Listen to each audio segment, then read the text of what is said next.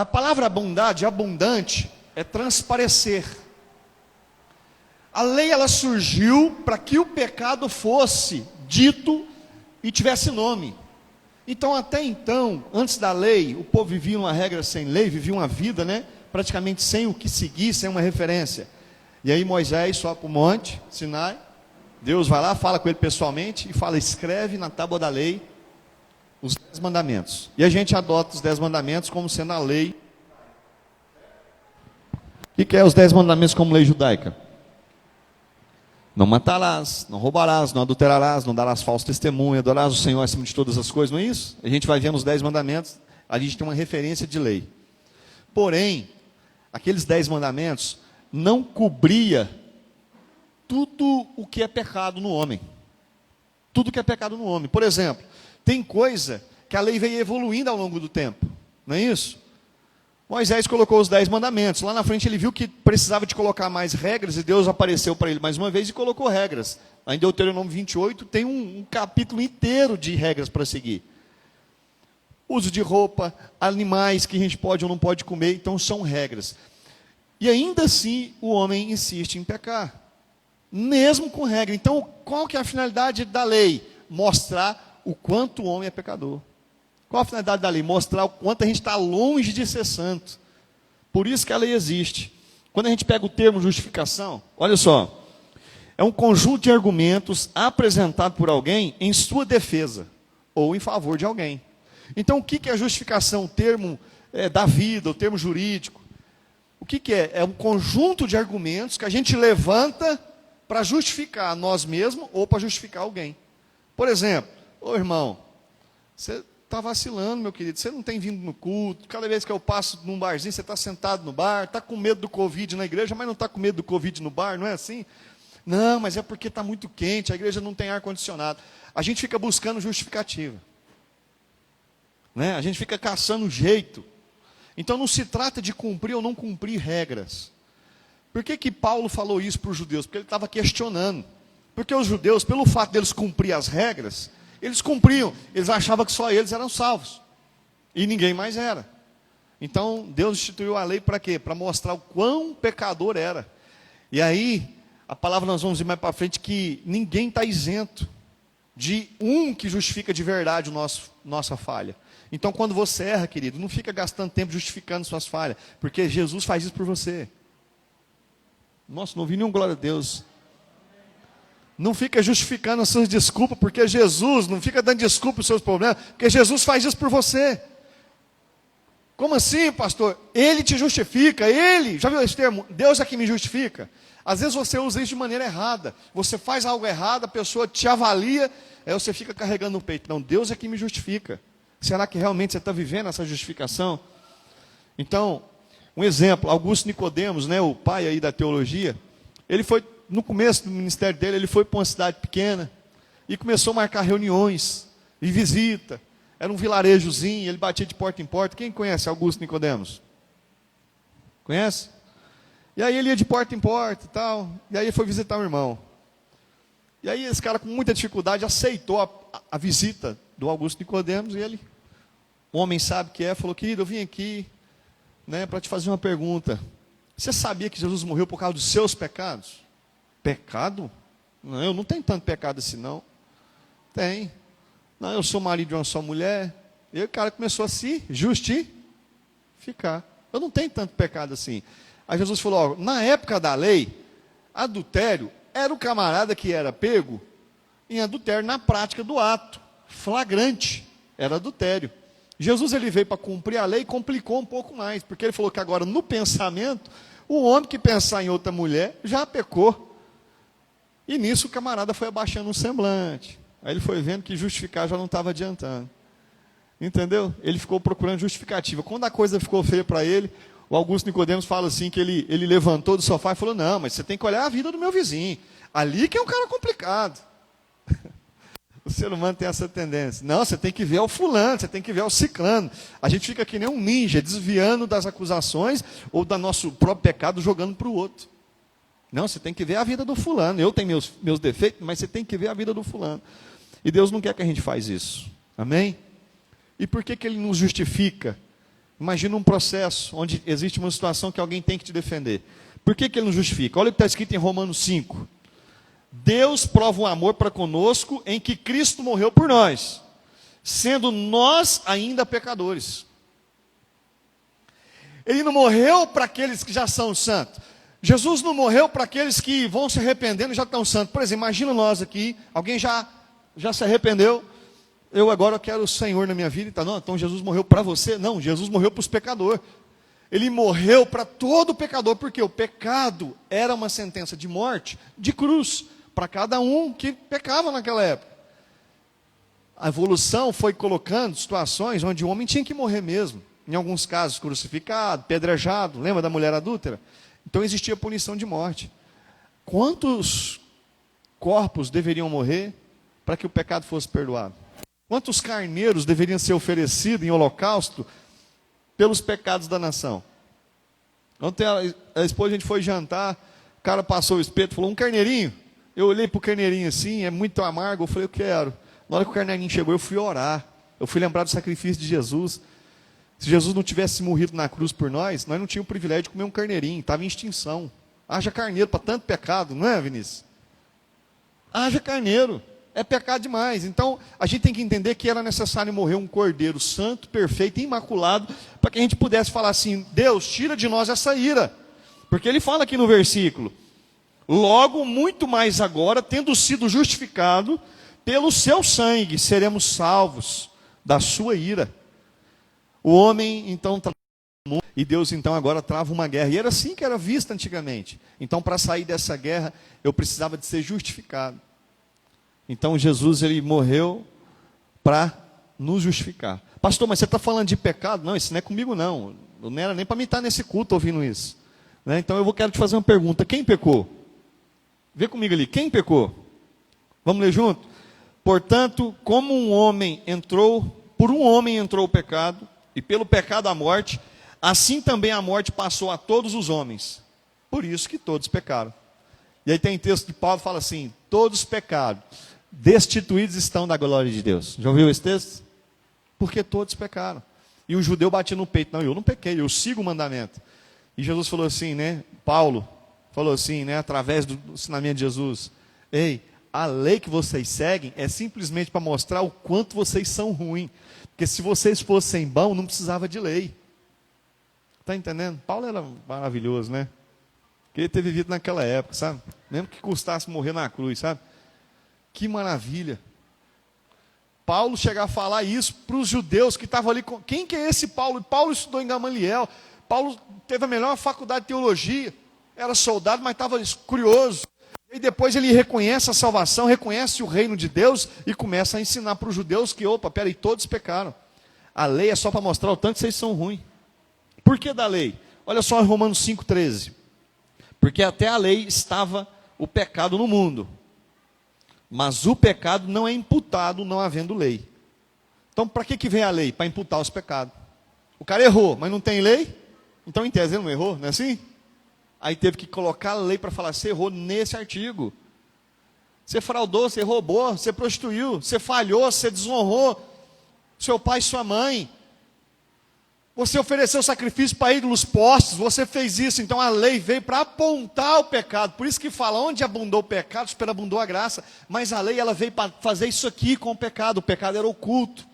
E a lei veio para quê? Para colocar nome no pecado. Seu pecado é esse, seu pecado é esse, sua falha é essa.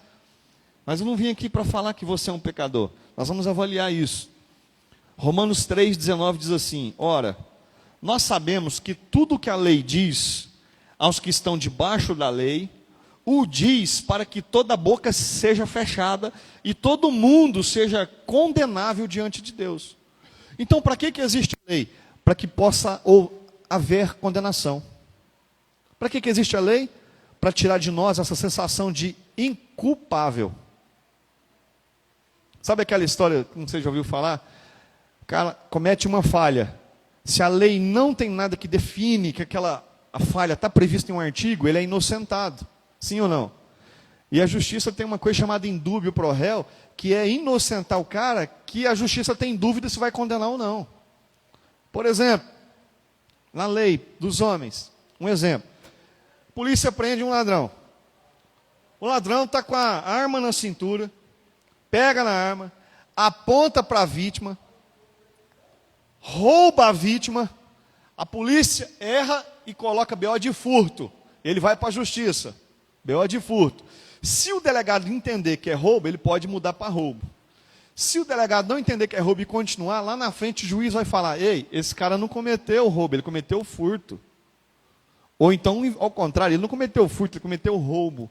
Porque cada crime tem uma punição. Estão entendendo isso ou não? Aí de repente faz a perícia, o cara é preso, a arma é de brinquedo. Opa, peraí, então já é de brinquedo, já muda toda a história. Então por que a lei ela vem esclarecer algumas coisas? Porque os pecados têm nome. Os pecados têm origem. Por isso que Jesus, ele veio para morrer por cada um dos nossos pecados.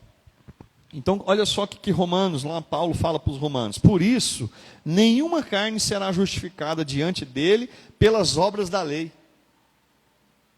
Nenhuma carne. Então, não é o fato de eu seguir a lei que eu estou justificado, não. O que Deus está querendo falar através da vida de Paulo aos romanos?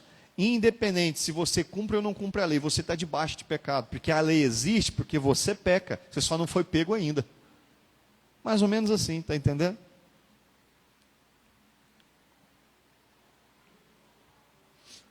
Só que a gente tem que contar com algo maravilhoso. Fala assim, a graça de Deus.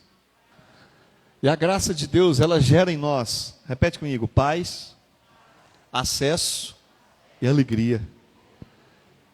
Onde abundou o pecado, superabundou a... Sabe o que isso quer dizer, filho? Que quanto mais pecado o homem mostrou ter naquela época, maior foi a graça de Deus para salvar. Sempre será maior. Quanto maior você vive se culpando, se acusando, se condenando, maior é a graça de Deus para te perdoar. A graça sempre vai ser maior do que a lei. A graça sempre vai ser maior do que esse pecado abundante que está na nação.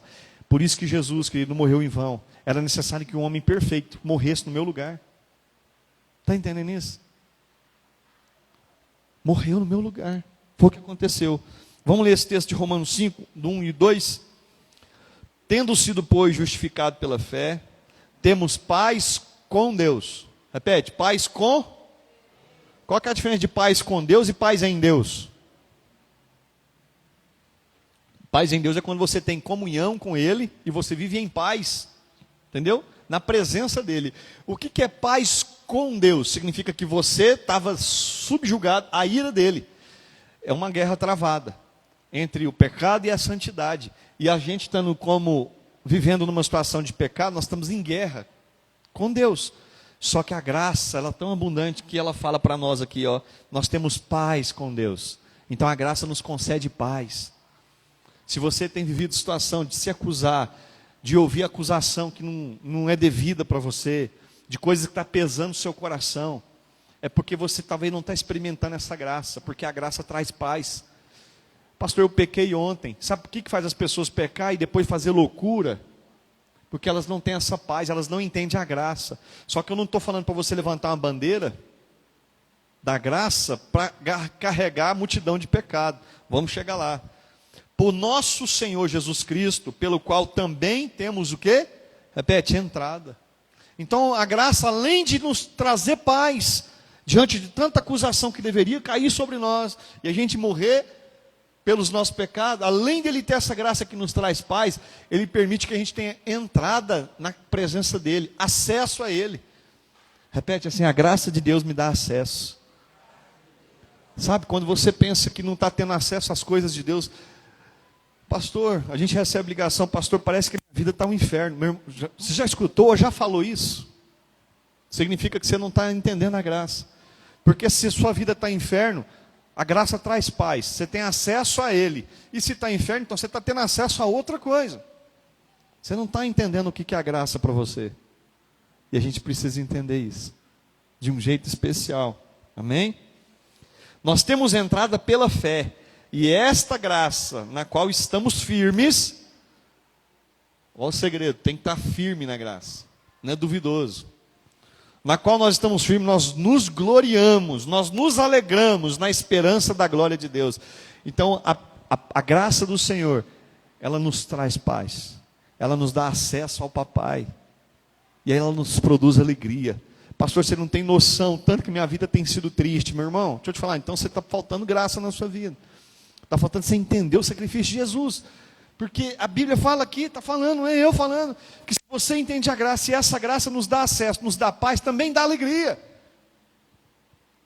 Já viu falar desse texto? A alegria do Senhor é a nossa força. Já viu aquele texto onde Paulo explica assim, o reino de Deus não é comida e nem é bebida? Porque o povo achava que o reino de Deus era sentar numa mesa farta. Nossa, eu estou na mesa do rei, estou no banquete. Tem até música, na mesa do banquete. Né, Vitor? Você está assistindo aí? E a gente acha que reino de Deus é sentar na mesa do banquete e comer do melhor. É ir para o churrascão e falar, não, Deus está comigo. O reino de Deus não é comida, não é bebida. É alegria. É justiça e paz. Então, peraí. Eu só tenho acesso ao reino de Deus se eu tenho essas três coisas? Sim, querido. Você só vai entender que o reino de Deus não é fartura, não é a melhor casa, não é o melhor carro. É quando você vive em paz, sendo justo e alegre. Eu tenho que fingir então um problema, pastor? Não, querido. Você está ouvindo isso aqui de um pai que está esperando um milagre do filho já há mais de 10 anos. Eu não tenho que ficar chorando pela dor ou pelo problema. Mas eu tenho que olhar para mim e falar, Deus, eu tenho alegria porque eu tenho a tua graça e a tua graça me basta. E se tua graça me basta, eu não preciso de mais nada. Porque eu sei que o Senhor pode fazer o milagre, o Senhor pode operar a maravilha. Então faça a tua justiça. É assim que nós temos que pensar. Só que tudo tem que tomar o quê? Fala bem alto. Fala teu irmão, cuidado. Fala pelo cuidado. Olha só isso aqui. Lá em Efésios 2, 8, 9. Todo mundo conhece. A graça não é... Diz que a graça é de graça, né? A salvação. Olha só. Porque pela graça sois salvos, por meio da fé. Isso não vem de vós. Fala para o teu irmão, isso não é de você. Você não merece a graça. A palavra graça significa favor imerecido. Quem já foi em show de graça? Alguém fez um favor e você não mereceu estar ali, que você não pagou os músicos. Quem já comeu churrasco de graça?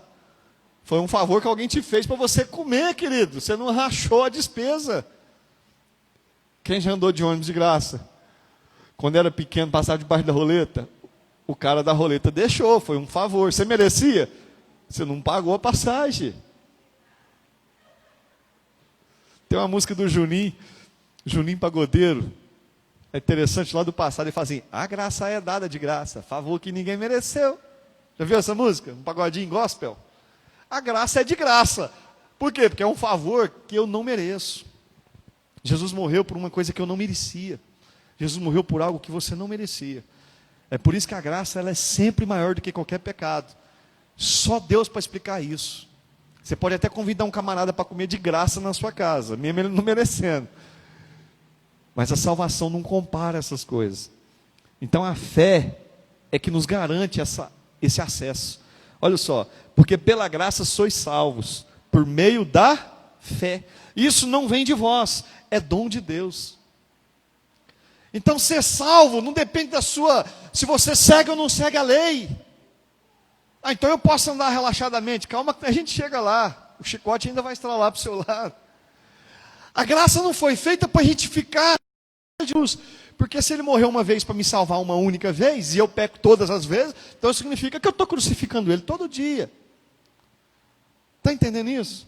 E olha só, não vem pelas obras da lei, para que ninguém se glorie. Imagina aquela pessoa, judeu ortodoxo, nada contra se essa live chegar em qualquer lugar do mundo, eu acho que hoje eles já estão convencidos disso, né? Tem amigo meu que assiste da Inglaterra, da França, por isso que eu faço questão, isso não é vaidade não, é porque alcançar os meninos está lá, amém? É o Glauber nos Estados Unidos, é o Serginho na França, é o Léo lá na Inglaterra, são amigos pessoais meus que a gente compartilha ali. Então olha só, a graça foi dada para nós por meio da fé, não vem de nós, é dom de Deus, não vem das obras para que ninguém se glorie. Querido, imagina a pessoa, se ela fosse salva pela obra. Imagina se uma pessoa fosse salva pelo que ela faz. Não, eu cumpro a lei, eu entrego meu dízimo, está na lei, então eu sigo, né? Imagina, que vida vazia. Sabe, uma vez eu era católico, nada contra, eu admiro. Eu fui para a Romaria umas vezes, né? Eu achei interessante, eu ia lá, eu tinha fé, eu ia a pé, subia aquela escada a pé, Tinha um coração. Hoje eu vou de bicicleta lá, a gente tem atividade que a gente vai de bicicleta, eu olho aquela igreja e falo, caramba, quantas pessoas não sobem aqui todos os anos, no mês de agosto, pedindo alguma coisa, né? Seja para o santo, seja para Deus, não sei a fé, mas quantas vezes a pessoa está indo lá achando que talvez está sendo salvo. Por quê? Porque eu estou fazendo um sacrifício, eu estou indo a pé, eu estou fazendo isso, fazendo aquilo. A salvação, ela é de graça, ela não precisa de esforço. Eu não preciso de entender que eu tenho que andar de Aparecida de Goiânia até Goiânia para falar assim, ou de Goiânia até Aparecida, ou pegar aquela região de São Paulo e andar distante para falar, poxa, eu fiz algo, agora eu mereço a salvação. Não, você pode ter feito para cumprir uma promessa que você mesmo fez, que talvez você nem sabe se Deus recebeu. Mas eu quero te falar uma coisa.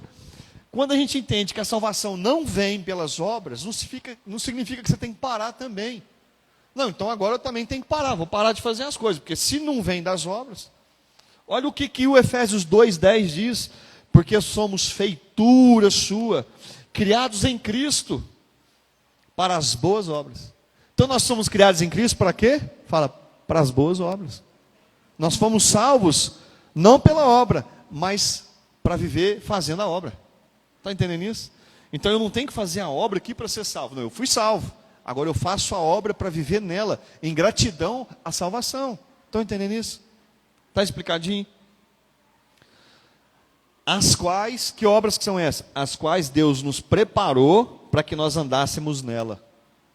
Então, só para você entender, nós não somos salvos pela obra da lei. Mas também nós não podemos deixar de fazer as obras. Por quê? Tiago 4 fala assim, porventura, tem proveito se alguém disser que tem fé e não tem obra? Pode a fé salvá-lo? Ao ver o mendigo precisando da roupa e não deres o de vestir, ao ver o necessitado precisando da comida e não der o de comer, se você não faz isso, pode a fé salvá-lo? Aí Tiago vem e explica assim, porventura a fé sem obras é morta. E aí ele apela um pouquinho lá em Tiago, no capítulo 4, verso 17, ele fala, aquele que sabe fazer o bem e não faz, comete pecado. É o que a teologia chama de pecado da omissão, Tiagão. Eu sei fazer o bem, mas eu não faço. Aquele dia nós oramos para você aqui, no sábado nós já falamos, vamos fazer um culto na sua casa. Fazer o bem, a gente sabe fazer o bem, então vamos fazer. Eu faço reunião dia de sexta-feira com os jovens aqui, né? Eu não faço, eu não venho, mas os jovens vêm. Então o que precisa? Chamar mais jovens, gente. Porque se você sabe que aquele culto que você está vindo vai fazer bem para alguém e você não chama, você pecou.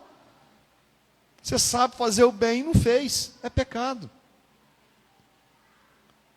Amém? Vou fazer só um aspa aqui. O camarada pediu um dinheiro no sinaleiro. E eu vi que ele estava bem pingaiada. Eu não sei porquê, eu dei o dinheiro. Dei 50 centavos. Às vezes dá até uma dose. Quanto que é uma dose de pinga? Eu estou por fora. Já tem 20 anos que eu não ponho, né? R$4 uma dose de pinga? Nossa, você tem que trabalhar 8 pedidinhos daquele para ganhar uma pinga? Você está doido. Aí ele veio e pediu o dinheirinho, eu peguei o dinheiro, pus na mão dele. Na hora que ele fez assim, eu fechei a mão, ele ficou me olhando de cara feia. Eu falei, ó, você sabe que a pinga faz mal, né? Ainda mais nesse calor. Aí ele baixou o semblante. Aí ele levantou a cabeça, mas no frio faz também, ué. Tipo assim, a pinga faz mal no frio também. Ele sabe disso. Então, fazer o bem, eu dei para ele o dinheiro. Se ele vai comprar pão, comida, salame, eu não sei. Eu fiz a minha parte. Agora, se ele não sabe fazer o bem, ele cometeu o pecado. Recebeu um dinheiro, não sabe fazer o bem, ele que vacilou. Está entendendo isso ou não? Aí eu vou dar R$20 para um craqueiro. Não, querido. Junta um dinheiro e vamos internar ele.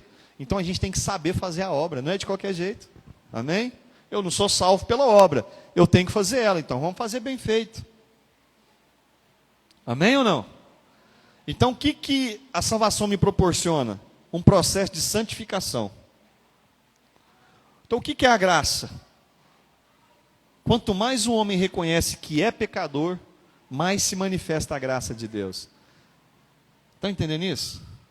Quanto mais o homem reconhece que ele é pecador, mais a graça se manifesta. Aí entra aquela pergunta perigosa lá. Lê lá. A graça significa permissão para pecar? Filmou lá? Está filmando ali não? A graça, vou liberar. A graça significa permissão para pecar? É porque se a graça, ela me salva e é de graça, então eu posso pecar doidado. Porque onde abundou o pecado, superabunda a graça. Eu vou pecar até morrer. Na hora que eu estiver quase morrendo, eu aceito Jesus. Tem gente que pensa assim. Uma vez eu ouvi uma frase muito forte. Eu vou falar na igreja, mas não assusta. Estou falando nenhuma heresia. A maior desgraça do crente é pendurar na graça. Porque ele peca, vacila, faz tudo errado, porque imagina que eu tenho perdão. E vai vivendo uma vida de pecado pós-pecado, acreditando que quanto mais eu pecar, mais a graça de Deus me alcança. É um erro. E se você está me ouvindo aí, querido, eu te falar, é um erro. É um erro achar que quanto mais pecador eu for, mais santo será a minha vida. É por isso que aqueles camaradas que viviam no mundo da droga, que era ladrão, quando prega, prega com exaltação. Ele reconhece que a graça na vida dele é abundante. Por isso que ele está mudando de vida. Mas não significa que eu tenho que ficar pecando a vida inteira, para depois falar, Deus, e aí? Olha o que diz Romanos 6, do 1 ao 4, lê comigo. Que diremos, pois? Escuta aí, não está projetado não está nem no slide. Que diremos, pois? Permaneceremos no pecado para que a graça abunde? Olha só os discípulos perguntando para Jesus, lá em Roma. O povo romano, acho que era um povo bem cabecinha, né? Então, espera aí. Que diremos, pois? Nós vamos permanecer então no pecado para que essa graça seja abundante? Aí Paulo, ó, de modo nenhum. Aqui está a resposta. Nós que estamos mortos para o pecado, já morremos, somos salvos, como viveremos ainda nele? Então, se nós já morremos para o pecado, como é que eu vou viver nele? Estão entendendo isso, igreja? Amém? Então, o que nós precisamos fazer? Olha só quando a gente lê o resto do versículo. Ou não sabeis que todos quantos foram batizados em Jesus, fomos batizados na sua morte, de sorte que fomos sepultados com ele pelo batismo, para que quando Cristo foi ressuscitar entre os mortos, pela glória do Pai, assim andemos também em novidade de vida. Então qual que é a finalidade da graça? Me trazer uma novidade de vida. Leia isso aqui comigo. Falo como homem pela franqueza da vossa carne, pois que assim como apresentastes os vossos membros para servirem a imundiça, agora, e a maldade, então os nossos membros serviam o quê? A imundícia e a maldade, para a maldade. Assim apresentai agora os vossos membros para servir a justiça. Com qual finalidade? Diga, santificação. Justificação é de graça, santificação é processo. E a Bíblia fala assim em Hebreus 12, 14: sem santificação e sem a paz com os outros, ninguém verá a Deus. Ele não fala sem justificação, porque a justificação é de graça, você não precisou de fazer nada. Jesus já morreu por você, já morreu na cruz para levar os seus pecados. Entenda isso, filho. Jesus já pagou o que você tinha que pagar. Jesus já levou para ele toda a sua dor, toda a situação que você tinha que viver de cruz, dele já levou. Isso chama justificação. A palavra ser justificado significa ser inocentado. Você fez um erro, você vacilou, mas você justificou. Chegou atrasado no serviço, aí você chega no patrão e fala, meu pneu estava furado, não teve outro meio. Justificou ou não? Está justificado. Você pecou, não precisa de gastar palavra para justificar os seus pecados, porque Jesus já fez isso por você. Amém? Ele já fez isso por nós. Vamos economizar as nossas palavras, economizar a nossa boca. Ele já morreu por nós. Agora o que eu preciso entender? Que eu preciso caminhar, porque se meu corpo vivia em maledicência, em maldição, em maldade, em imundiça, agora eu apresento o meu corpo para servir na obra. É por isso que algumas igrejas entendem que precisa de cobrir o corpo todo, saia longa, manga comprida, né? Os judeus usam burca nas mulheres, porque eles entendem que aquele corpo já não pertence mais ao pecado. E eu não estou fazendo levantar a bandeira aqui de doutrina, hora nenhuma. Pode vir de bermuda, do jeito que você está. Seu coração, querido, é que importa para Deus. O seu corpo, ele pode ser coberto de roupas longas e lindas, mas se você não usa seu corpo para adorar o Senhor, não adianta. Nós temos que ser cristãos, de dentro para fora e não de fora para dentro. Vamos mudar essa história. Deus quer mudar essa história. E Paulo termina falando: agora, libertados do pecado, feitos servos de Deus, nós tendes em nós um fruto para a santificação, para caminhar para a vida. Repete comigo: pecado. Adão vacilou. Ei, por que Deus fez o homem no 6º dia, Tiago? Por que, Mendes? Porque Ele não queria a nossa opinião para fazer mais nada. Porque se Ele faz o homem no 1º dia, o homem ia dar palpite. Não, eu acho que o senhor tinha que fazer o céu era desse jeito aqui. Eu acho que os peixes tinham que ser assim. Ele deixou tudo pronto, fez a gente no 6º e descansou no 7º. Porque Ele falou: ei, só usufrui do que eu deixei para você. Está entendendo isso?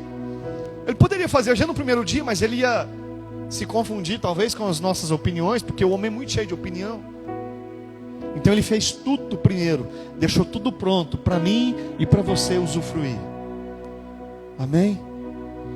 Só que o danadinho do Adão resolveu vacilar. E agora a gente tem que ralar. Era para a gente chegar, se estou com fome, levantar de manhã lá dentro da caverna, né? Acho que a ideia era essa. Pegar um pé de fruta lá, comer aquilo, falar: Deus é bom demais, e louvar a tarde inteira, né? Ver um javali atravessando assim, matar ele na pedrada, comer. Era para fazer essas coisas. Agora nós temos que trabalhar, e duro, e caminhar ainda para ser salvo, porque a salvação ela é de graça, mas nós não somos mais eternos. Sabe por que o homem não lida bem com a morte, querida? Porque nós somos programados por Deus para ser eterno. Nós somos projetados por Deus para viver na eternidade com Ele. E a gente fica perdendo a oportunidade de morar no céu por causa de coisinha aqui. Deus nos projetou para morar na eternidade. É por isso que a gente não lida bem com morte. A gente não entende isso. Mas por que morreu, Deus? Por que levou tão cedo, né? A gente sofre com a morte, porque em nós existe uma essência chamada para viver para sempre. Nós somos projetados para viver eternamente. É por isso que a gente não lida bem com esse negócio de morrer. É por isso que o mundo está aí desorientado com o tal do Covid. A gente não lida com isso. O nosso organismo pode até sofrer, padecer, mas a nossa alma foi projetada para viver eternamente com Ele. E a gente tem que entender isso de uma vez por todas. Só que existe um processo. A graça me perdoou, perdoou Adão. Não havia um homem sequer justo para fazer isso, a não ser Jesus, o próprio Deus. Ele morreu por mim e por você. Agora eu preciso de um processo de santificação e desejar morar no céu. É o que eu preciso, é o que eu mais preciso. Amém? É o que eu mais preciso. A gente tem que trabalhar todo dia para falar: Deus, eu preciso de morar no céu. E eu queria assim fazer um desafio aqui. Eu queria que você ficasse de pé no seu lugar. E à medida que o Espírito Santo for tocando em você, você vai manifestando, levantando as suas mãos. Fecha seus olhos. Que expectativa de mim, eu não tenho nada para te oferecer. Não foi eu que morri por você. Então não põe expectativa em mim. O Espírito Santo falou muito forte comigo no meu coração sobre isso. A primeira pessoa a receber essa palavra foi eu. Foi com dor, foi com dificuldade. Feche seus olhos. Se você está sentindo o peso da culpa por ter pecado e acha que não merece essa graça, e isso está te afrontando, sabe, você está lutando contra você mesmo todo dia. Você peca e sabe que está errado, e isso te acusa, e você fica pensando até em suicídio, em desistir de Deus. Levanta sua mão no seu lugar.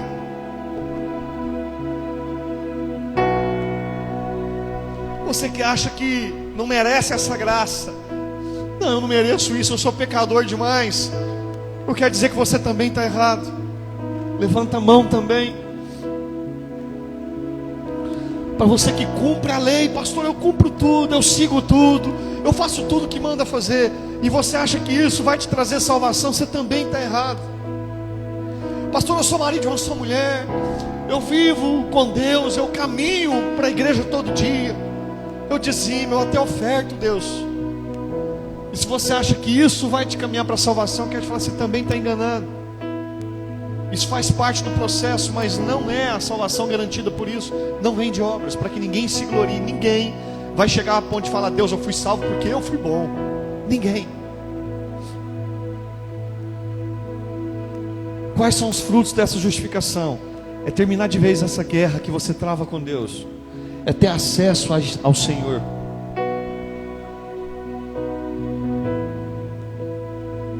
E colocar no seu coração alegria.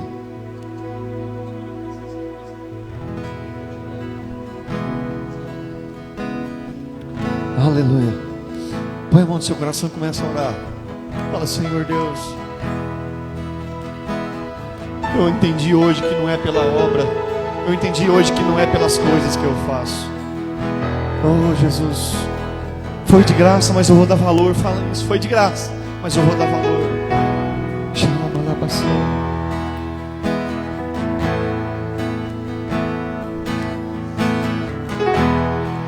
Eu não preciso ser reconhecido por ninguém. A minha glória é fazer com que conheçam a Ti. Diminua o homem E que diminua eu, pra que Tu cresças, Senhor, mais e mais.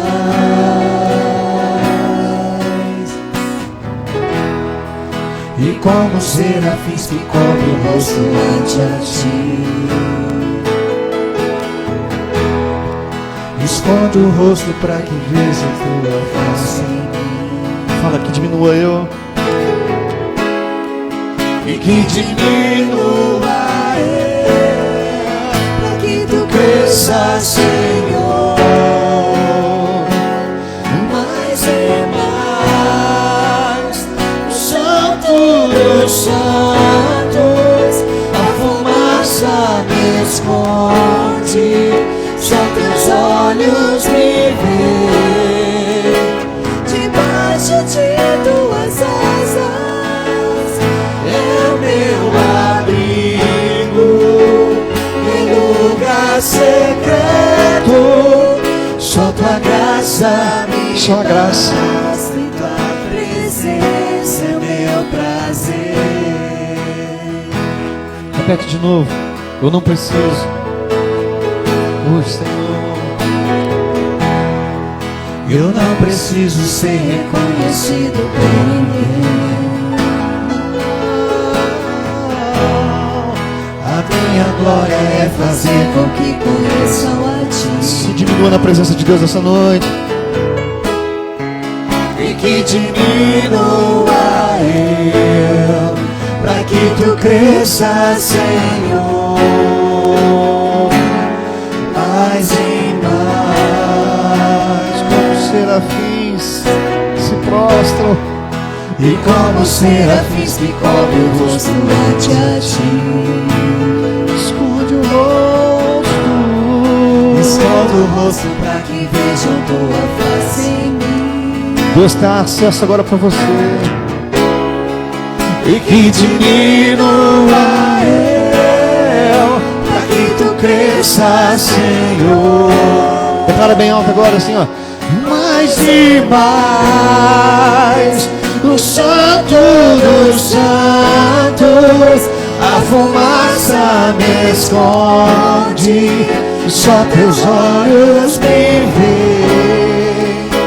Debaixo de Tuas asas é o meu abrigo, em lugar secreto.